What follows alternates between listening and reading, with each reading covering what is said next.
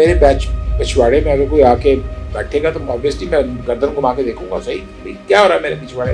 Ukraine میں انقلاب آیا اور جو سوویت یونین تھی بیسیکلی یہ 15 ریاستوں کی ایک آزاد خود مختار کنفیڈریشن تھی جو ریاستیں چاہیں وہ آزادی دے سکتی. غیر ملکی طاقتیں آپ کے پیچھے ہوتی ہیں تو پھر آپ پکڑائی نہیں دیتے. ٹرمپ نے زور دیا یوٹیوب پہ کہ آپ مجھ سے ملاقات کریں. 10 سالوں میں پہلی ملاقات ہے یہ اپنا پوٹن کی کسی نہیں. پہلے زیلنسکی کے پاس چوائس کوئی نہیں ہے, ان کو ایریا بھی پیوٹن چھوڑنے کو تیار نہیں ہے. اگر پوٹن نے ایسا کیا تو اس کی تو پولیٹیکل ڈیتھ ہو جائے گی. پوٹن بھی اس بات پہ اگری ہوتے ہوئے نظر نہیں آتے کہ وہ بولیں جی ٹھیک ہے جی سیز فائر ہو گیا اور امریکہ ہمیں گارنٹی دے دے گا کہ ہم اس کو نیٹو میں شامل نہیں کریں گے. ابھی تو پاکستان انڈیا میں جو اسٹینڈ آف ہے وہ ختم نہیں ہوا, ابھی تک چل رہا ہے. بالکل وہ تو کہتے ہیں ہم آپریشن مہادیو لانچ کرنے والے ہیں سیڈول کے بعد. آپریشن مہادیو وہ تو لانچ کیا ہوا ہے. میرا سوال یہ ہے کہ ورلڈ وار 2 میں جب ٹوری پارٹی کو شکست ہو گئی تھی, ونسٹن چرچل کو شکست ہوئی, حالانکہ جنگ جیتے ہوئے تھے انگلینڈ میں, اگر وہ اس سچویشن میں الیکشن کروا سکتا ہے تو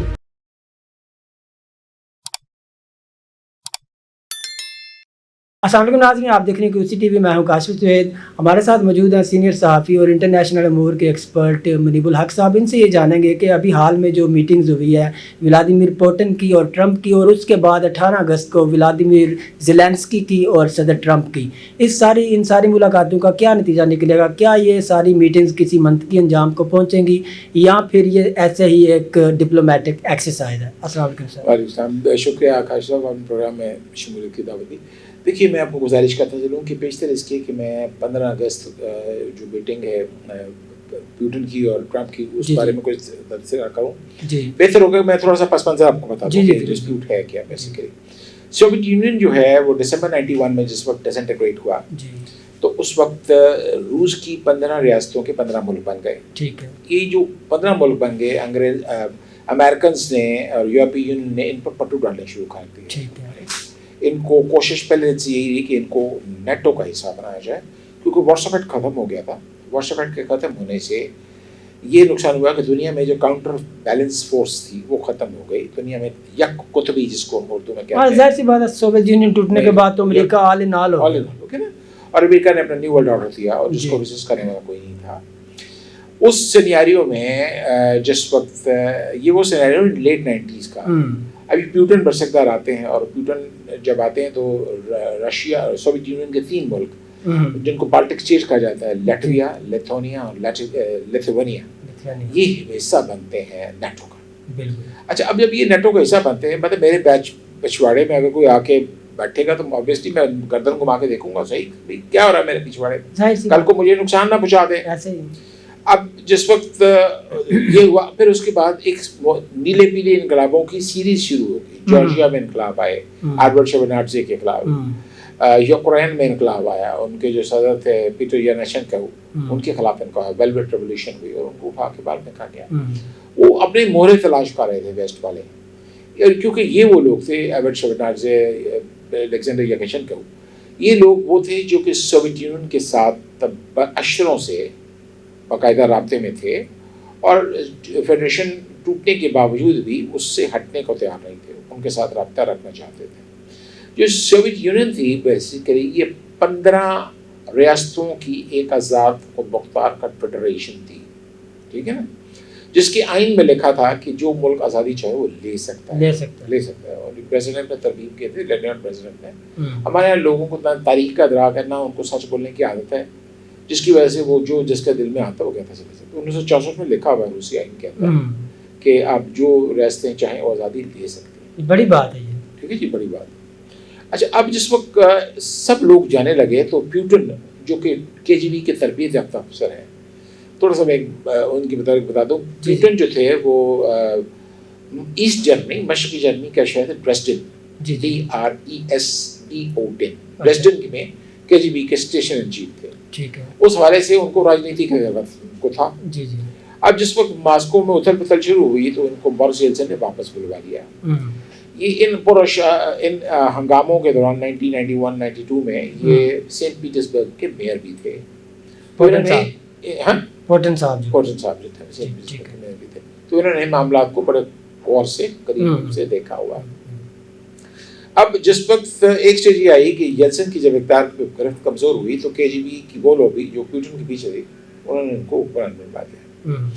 اب پیوٹن نے برسکدار آتے ہی بھانپ لیا کہ جو نیٹو ہے اور جو امریکہ ہے وہ کس طرف جا رہا ہے. انہوں نے بڑی کوشش کی, جب سارے ملک شامل ہو گئے نیٹو میں تو آخری یوکرین رہ گیا تھا. یوکرین کے ساتھ 94 میں ایک ایگریمنٹ کروا کے سارا نیوکلیئر آرسنل اٹھا لیا. لوگ سمجھتے ہیں نیوکلیئر ویپنز جو تھے سوویت یونین کے ٹائم سارے اٹھا لیے. جب اٹھا لیے تو وہ نہتا رہ گیا, اس کے پاس کیا رہ گیا. میرا کہنا ہے کہ کچھ شرائط کے ساتھ اس کو اپنی سوورنٹی کی گارنٹی کے بعد یہ دینے چاہیے تھے. جب سارا نیوکلیئر اسٹاک پائلز اٹھا لیا وہ تو ایکسپوز ہو گیا یوکرین. جب وہ ایکسپوز ہو گیا تو انہوں نے اس کو کہا اب تم بھی شامل ہو. یہ صورتحال ماسکو میں بیٹھے ہوئے کسی شخص کے لیے ممکن نہیں تھی. اب اس کا نتیجہ یہ نکلا کہ پیوٹن نے ریئیکٹ کرنا شروع کیا. اب غالباً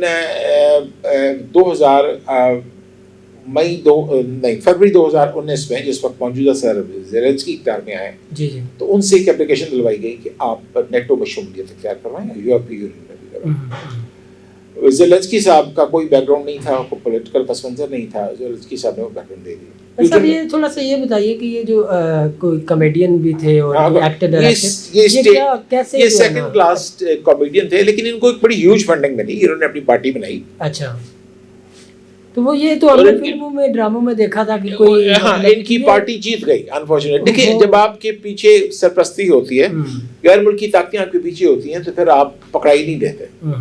یہی کچھ زیلنسکی صاحب کے ساتھ ہوا. زیلنسکی صاحب بادل نخواستہ برسکدار آ گئے. جب یہ برسکدار بادل نخواستہ آ گئے تو انہوں نے پرپوزل نکالنا شروع کیا. انہوں نے جب اپلیکیشن دی تو کہ جی آپ ہمیں نیٹو میں شامل کرتے, پیوٹن نے کہا کہ یہ تو نہیں میں. وہ کرونا آ گیا, کرونا کی وجہ سے 2-2.5 سال اس کشمکش میں گزر گئے. لیکن جیسے ہی وہ کرونا گیا تو پیوٹن نے اپنی فوج کے سربراہ کو حکم دیا کہ آپ بیلاروس, یہ مطلب یہ یوکرین ہے, یہ بیلاروس اور یہ ماسکو ہے رشین فیڈریشن. روسی فوج بیلاروس کے راستے داخل ہو گئی یوکرین میں. یوکرین میں داخل ہوتے جن جن علاقوں پر انہوں نے قبضہ کرنا تھا وہ پہلے 6 ماہ میں انہوں نے قبضہ کر لیا. آج صورتحال یہ ہے کہ جنگ کو 3 سال ہو کے چوتھا لگ گیا ہے اور 20 سے 25% ٹیریٹری یوکرین کی انڈر دا سوویت آکوپیشن. اور اب اپنی 15 اگست کی ملاقات کی تھی, اس پہ میں واپس آتا ہوں. ٹرمپ نے زور دیا پیوٹن پہ کہ آپ مجھ سے ملاقات کریں. تو ایک اور دلچسپ بات جو یہاں پہ ایک بات یہ کہ 10 سالوں میں پہلی ملاقات ہے یہ اپنا پوٹن کی کسی نہیں, پہلے 2016 میں ہوئی ہے. پچھلے سال پچھلی جو ان کی پہلی ٹرم تھی اس میں ملاقات ہوئی تھی. ڈیورنگ دی مین ٹائم 6 سال میں غالباً 2020 میں جب ہار گئے تھے الیکشن ڈونلڈ ٹرمپ, اس کے بعد یہ پہلی ملاقات. اب جو ملاقات کا جو وینیو طے کیا ہے وہ پیوٹن نے اپنی مرضی سے کیا. اچھا, اس میں ایک اور یہ سوال اٹھ رہا ہے کہ الاسکا ہی کیوں؟ کیونکہ الاسکا ایک ٹائم پہ دیکھیے Alaska at one time was part of the Soviet empire. Yes, یہ امریکہ نے خرید لی تھی. اس وقت زاروں کے زمانے میں حالات اچھے نہیں تھے. 1870 کے لگ بھگ یہ کچھ خرید دی اور اس کو انہوں نے شامل کر دیا. الاسکا کی سب سے یونیک منفرد بات یہ ہے کہ یہ 10 کلومیٹر کے فاصلے پر ہے سوویت یونین سے. سمندر ہے, سمندر کے ساتھ اور امریکہ کو بھی کینیڈا کا بارڈر کراس کر کے جانا پڑتا ہے. رائٹ. اب جس وقت یہ ملاقات ہوئی تو وہ بڑے تم تراک سے ساتھ آئے ولادیمیر پیوٹن. انہوں نے 4 فریگیٹس, بری جہاز کو فریگیٹس کہتے ہیں, اس میں نیوکلیئر وارہیڈ لگے تھے. اچھا, اور ایک ایٹمی آف دوز نیوکلیئر سبمرین, یعنی کہ اپنی وہ پوری پریکاشن لے کر آئے. پوری پریکاشن لے کے آئے پورا. جہاز ان کا اپنا تھا, سیکیورٹی ان کی اپنی تھی, کمانڈوز ان کے اپنے تھے. اور یہ میٹنگ ہوئی ہے. اور یہ میٹنگ اس لیے ضروری تھی پیوٹن کے لیے کیونکہ پیوٹن گزشتہ 3 سالوں سے 3-4 سالوں سے ملک سے باہر نہیں گئے تھے. وہ یا چائنا جاتے تھے یا نارتھ کوریا جاتے تھے, اس کے علاوہ کسی ملک میں نہیں گئے. یورپ میں جو ان کے الائز ہیں وہاں پہ جو ان کے الائز ہیں, جو ان کی انٹری ہے ان کو وار کرمنل ڈکلیئر کیا ہوا تھا, ICC جو ہے انٹرنیشنل کرمنل کورٹ. جی. تو یہ پہلی دفعہ ہوا کہ وہ امریکہ آئے ہیں اور بڑے تم تراک کے ساتھ آئے ہیں. رائٹ. اس سے ان کی جو انٹرنیشنل آئسولیشن ہے وہ ختم ہوئی ہے خاصی حد تک. آپ نے 15 اگست کی ملاقات کا خاص حوالہ دیا. 15 اگست کو ایک بریک تھرو ہوا ہے کہ پیوٹن اور ٹرمپ نے ملاقات کی ہے. لیکن بریک تھرو اس وقت ہوگا جب کسی پیکٹ کے اوپر جب آپ کسی پیکٹ پر پہنچیں گے یا آپ تیسرے فریق کا موقف سنیں گے. وہ موقف سنا گیا 18 اگست کو جی جی جس وقت ولادیمیر زیلنسکی یورپی یونین کی لیڈروں کے ساتھ آئے. اب یہ ملٹی پارٹی ڈسپیوٹ بن گیا ہے.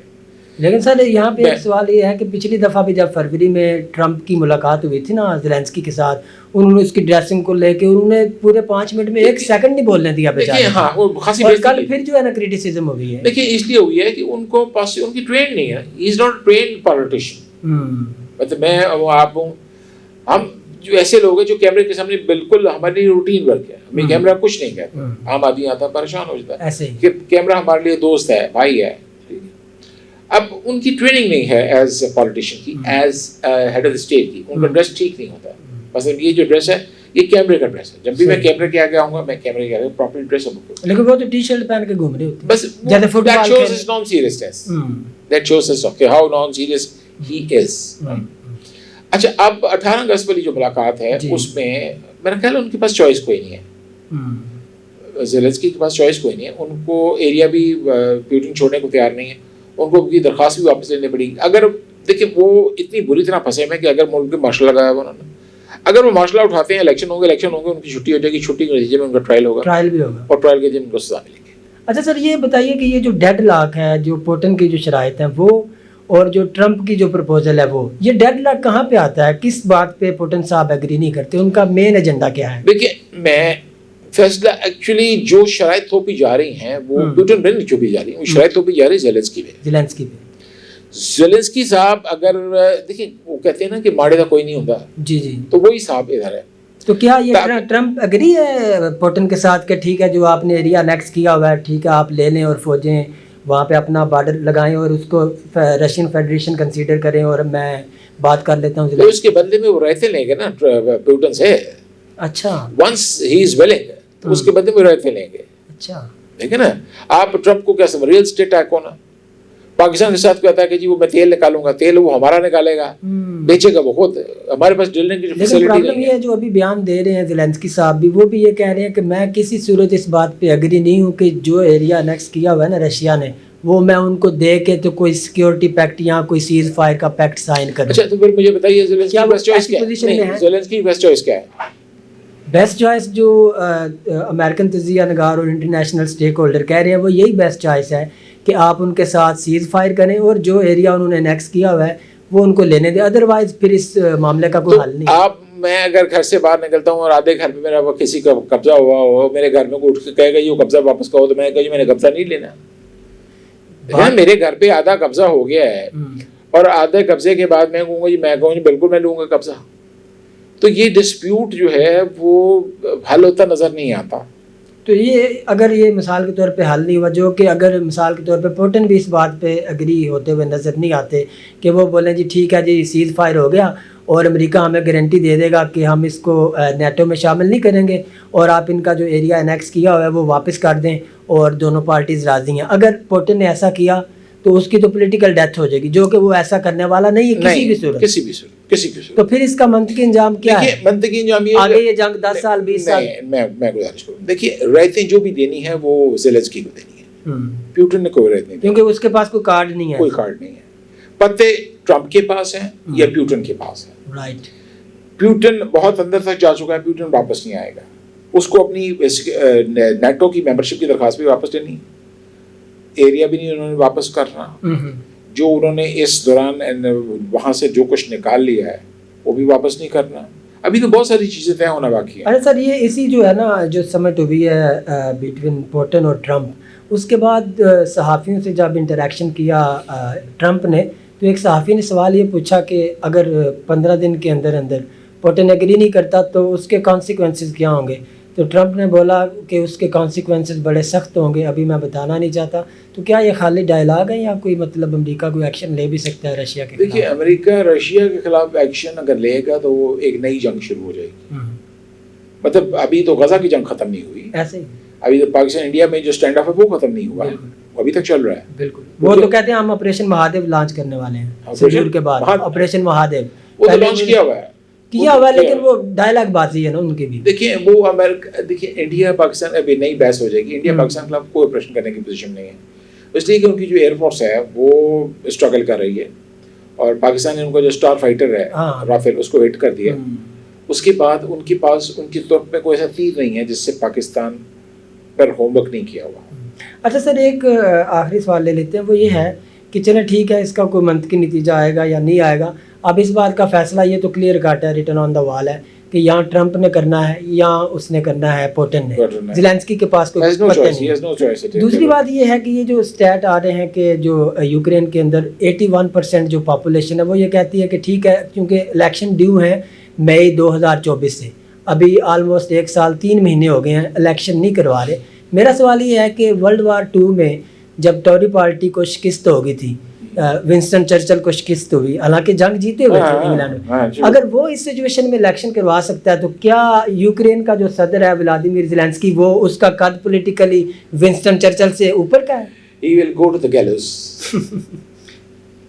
وہ تو جائے, وہ تو مجھے زندہ بچتا نظر نہیں آتا, اس کی تکا بوٹی ہو جائے گی. اچھا لیکن آپ کس منہ سے آپ الیکشن میں جائیں گے؟ الیکشن میں کہتے ہیں کہ جس اگر کسی بندے کو بڑا شجر نظر پتا ہو الیکشن میں کھڑا ہو جائے.